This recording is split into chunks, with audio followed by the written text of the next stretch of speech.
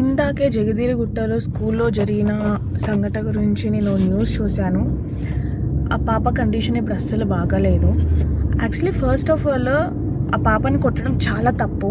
ఇంకా ఆయామల డ్యూటీ ఏంటి అది చేయడం ఇంకా బెటర్. అసలు ఇలాంటివి చేయడం చాలా తప్పు. అయితే నాకు ఇక్కడ ఒక్కరి గురించి మాట్లాడాలి. మోస్ట్ ఇంపార్టెంట్, ఎవరైతే వీడియో తీశారో పాపను కొడుతున్నంత సేపట్లో వాడు కొంచెం సేపు వీడియో తీసి, వాడికి ఎట్లాగో రావాల్సిన 30 సెకండ్స్ అది తీసేసి వెళ్ళి ఆ పాపని ఎందుకలా కొడుతున్నావు అని ఆ అమ్మాయిని ఇట్లా బెదిరించిన ఆ పాప కండిషన్ ఇప్పుడు అంతలా వచ్చేదైతే కాదు. సో న్యూస్లో చూస్తే అయితే ప్రతిదీసారి అదే వస్తుంది. నాకు 2 పిల్లలు ఉన్నారు. వాళ్ళని చూస్తే నాకు అసలు భయం వేస్తుంది స్కూల్కి పంపాలంటే కూడా. ఆబ్వియస్లీ చిన్నపిల్లలు అన్నప్పుడు వాష్రూమ్స్ వెళ్తారు, వాళ్ళకి తెలియదు. ఇప్పుడు స్కూల్లో జాయిన్ చేసినప్పుడు అవన్నీ అడిగే కదా మనం జాయిన్ చేస్తాము.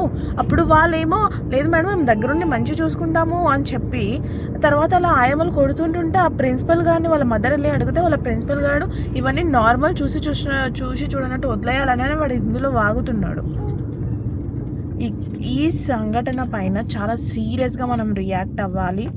ఒక్క స్కూలే కదా, అక్కడ స్కూల్ కదా అన్నట్టు వదిలేయకూడదు. ఎవ్రీ స్కూల్లో మనం పిల్లల్ని జాయిన్ చేసేటప్పుడు మేజర్ థింగ్స్ ఇలాంటి సేఫ్టీ ఉన్నాయా, ఇలా రియాక్ట్ అవుతారా లేదా అని అడిగే మనం జాయిన్ చేయాలి.